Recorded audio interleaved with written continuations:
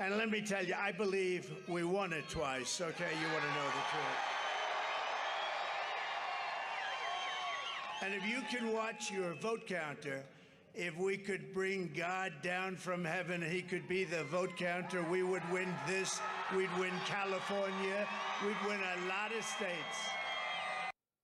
I'm not sure God wants to be brought into this, but I should note California has not gone red at the presidential level since 1988.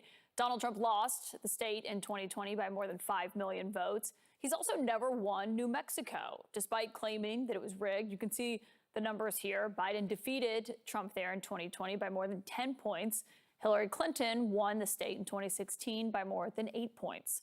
My source tonight is North Dakota Governor Doug Burgum, also a surrogate for the Trump campaign. Governor, obviously neither of those victories by Democrats had anything to do with fraud. So why is Donald Trump lying about past elections when we're 5 days out from the next one? Well, I think the reason he's in New Mexico is because New Mexico is an energy state, and under President Trump's policies on energy, the economy, it's also a big border state, securing the border. Those are all things that I know matter to voters around the country. And I haven't campaigned for him in New Mexico. I know that in Michigan, Wisconsin, Pennsylvania, which are the states that are probably going to decide this election, those messages are resoundingly the top on the minds of voters there. Number one's the economy. Number two is the border, because border means safe cities.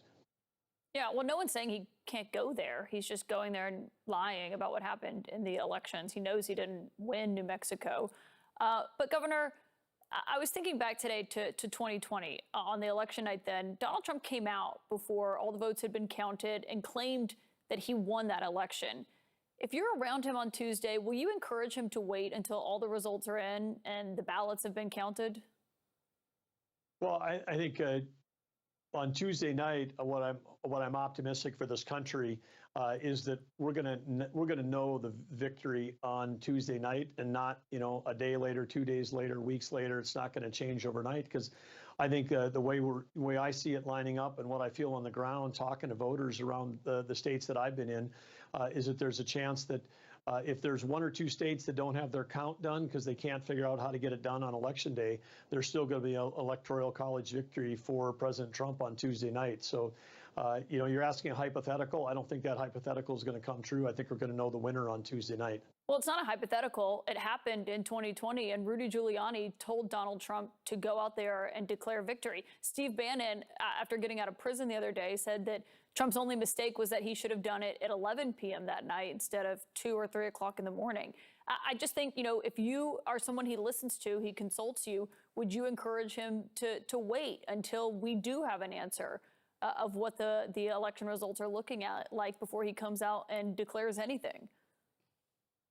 Well, I think, again, you're going ahead all the way to Tuesday night. I think we've got a lot of campaigning to do, as you know, even though record voting by Republicans.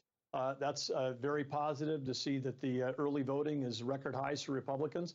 But you and I both know, Caitlin, that we could have in some of these states as much as 60% of the voting is still going to happen on Tuesday. And I think we got to focus on the closing arguments. And right now, I think the closing arguments that President Trump is delivering are the ones that are going to help him win next Tuesday.